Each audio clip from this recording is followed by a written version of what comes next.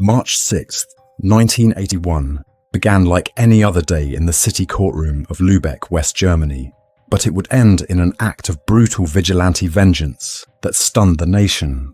As convicted child molester Kurt Werner Wichmann entered the courthouse that morning, a woman sitting quietly in the gallery stood up, pulled out a pistol she had purchased weeks earlier, and fired 2 point-blank shots directly at Wichmann.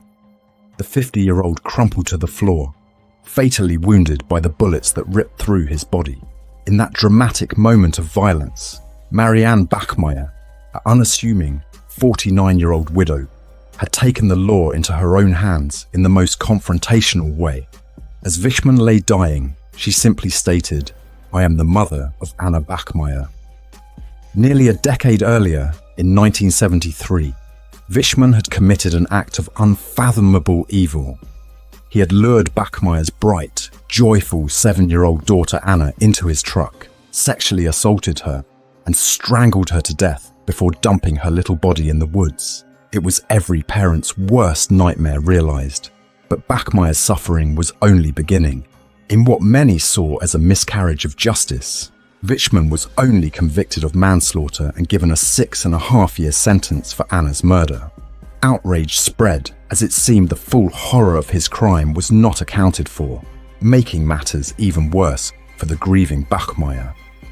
Wichmann was released in 1980 after serving just 2/3 of that already too lenient punishment.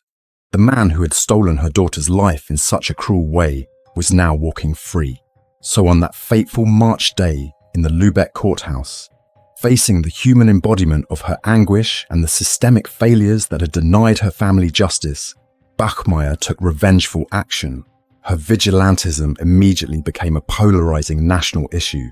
To some, she was a sympathetic figure, a victim of the justice system itself, who had been driven to desperation after exhausting all other avenues.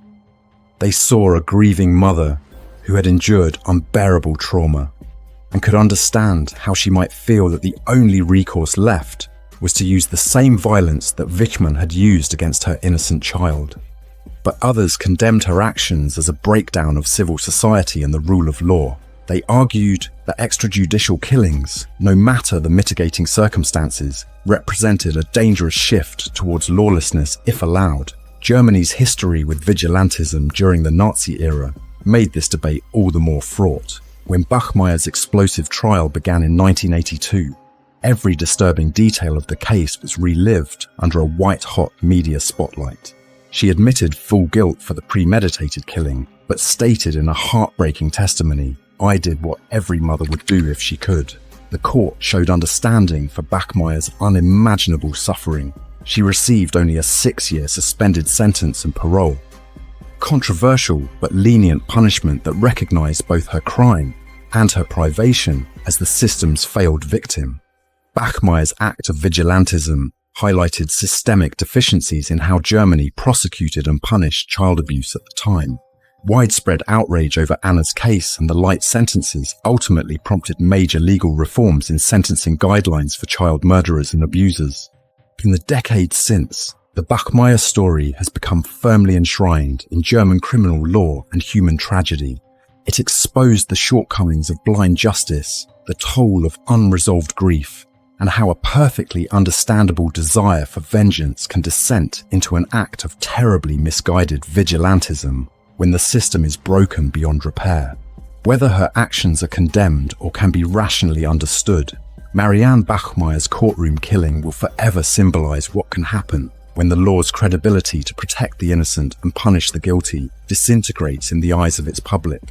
Some may see her as a monster who committed an unforgivable act out of vengeance, but to others, she represents both a visceral call for judicial reform and the very human desperation that a mother might reach when failed by the very institutions that are supposed to secure justice for crimes against her child.